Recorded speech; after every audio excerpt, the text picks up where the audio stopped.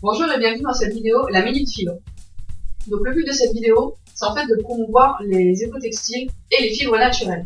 En effet, les tissus alternatifs ne se limitent pas au simple coton bio, il y a plein de fibres naturelles qu'on pourrait exploiter pour réduire l'impact environnemental. Je voudrais vous parler aujourd'hui d'une fibre, la fibre d'ananas.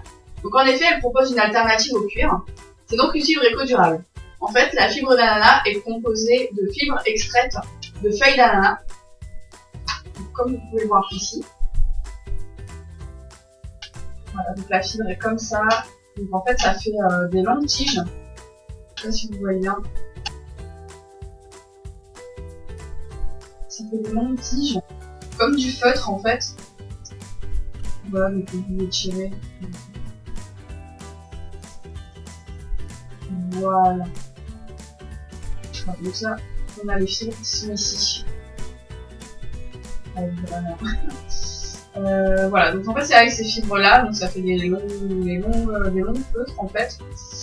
Avec ces fibres, on peut faire des non-tissés, on peut y faire des sacs, des chapeaux, des accessoires, des chaussures, et c'est également utilisé pour l'ameublement. Donc par rapport aux coloris, on va être sur des coloris plutôt classiques, intemporels et unisexes. On a aussi un coloris qui va être brillant. Donc pour ce coloris brillant, il va être lisse et ferme. Par rapport aux propriétés de cette fibre, on va être sur une fibre dure, souple et fine à la fois, flexible également. L'avantage également de cette fibre, c'est qu'elle peut être imprimée, coupée et cousue. Donc là, je voudrais vous parler maintenant de l'entreprise qui transforme ces fibres d'ananas en textile. C'est l'entreprise qui s'appelle Piñatex. La récolte des ananas se fait aux Philippines et la transformation des fibres d'ananas en textile, en non tissé en fait, se fait en Espagne. Il faut savoir qu'en moyenne, pour produire 1 mètre carré de Piñatex, il faut 480 feuilles d'ananas. Ça représente en moyenne 16 ananas. Parlons maintenant prix.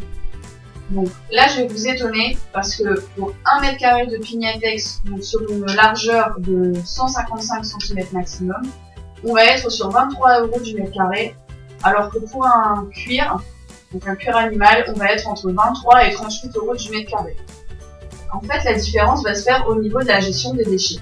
En effet, les déchets de fibres d'ananas représentent 5%, alors que les déchets liés au cuir en représentent eux 25%.